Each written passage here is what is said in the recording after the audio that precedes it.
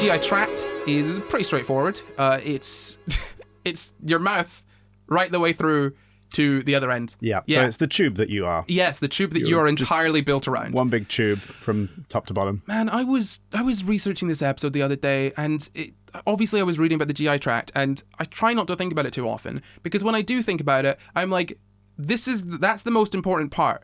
All of the rest of this is just kind of, there to facilitate stuff going into this and coming out the other end. Yeah, I read a really interesting thing once about so this is a kind of a tangent, but it is sort of relevant to what you just said. A tangent on this show? Never, Luke. So I once got really interested in reading about fourth dimensional math.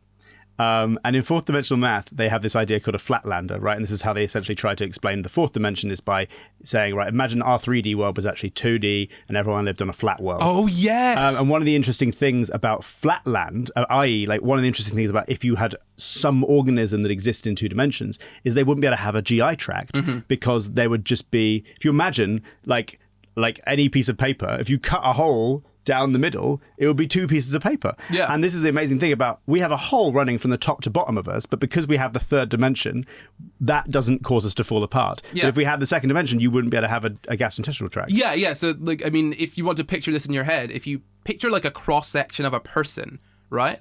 That's what we're looking at here. You're looking at like an infinitesimally small slice of a person. And if you do that, because there's a hole running down the middle of you, you're going to have two halves, essentially, 2 parts. But I did see, I think Steve Mould maybe did a video on this, or I saw someone do a video on this where they showed a way that it could potentially be possible for a 2-dimensional being to have a GI tract by linking things in together. So despite the fact that it's 2 separate pieces, it's still... it still functions like that. But ultimately, what you would have to do is kind of a more cellular thing that cells do, which is sort of phagocytosis, or basically glomming and surrounding something and then absorbing it into you, rather than having just an open tube, which is, well, not entirely open, but, relatively open tube, which is what we've got. Yeah, or you could just do what some animals do, which is have the same hole for the mouth and the butt. Yeah, you could do that also. Yeah. It's really bloody interesting. But we are entirely built around our GI tract. I mean, I say entirely built around. What I mean by that is that it's sort of one of the central things, right? And it gets us energy and nutrients and all the stuff we need to sort of grow, and move and all of that. And the moving, we move to escape predation and to get food, and maybe for some other stuff as well, right? And to reproduce, right? So the main goal is essentially reproduction. To do that, you need energy, right? And if we were like plants, we could just sit and do that. We wouldn't need a GI tract or anything. But we've got to move around, find food, put it in, and we're just a tube.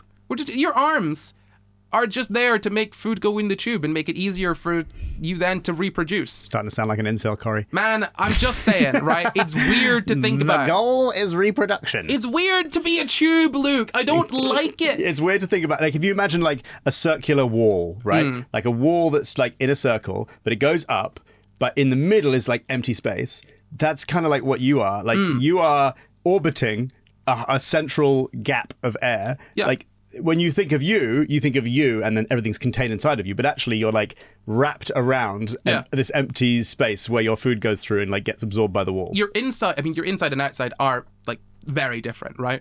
But your inside and outside aren't necessarily all that different, because your inside it does have an outside of you. Do you know what I mean? Like the food that's passing through you isn't going into you. I mean, it is going into you, but like the tube, it's open. No, it's going into the tube and then it's being absorbed through the walls. Yeah, absorbed through the walls of the tube. Yeah. So like your inside of you is some outside also, which is a really weird thing to think about. Like I don't like thinking about it like the concept that I'm basically a straw with bits added on. It's uncomfortable. A thick straw. Yeah, and I'm pretty sure that humans are the kind of like a kind of animal that starts off as an anus, essentially, right? Like, sure. Some of us never stop being an anus.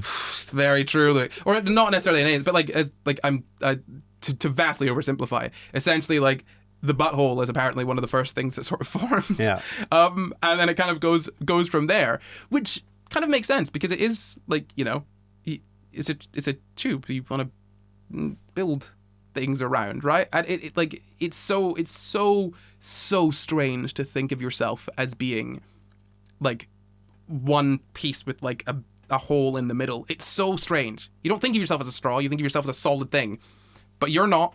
We're all straws in the end, darling. I like the idea that we write sort of like the first, like the Old Testament, right? In the beginning was the world. We write it about human biology, and in the beginning was the butthole. And then the butthole grew eyes and a brain. But it all came from a butthole. Everyone's genesis is a butthole.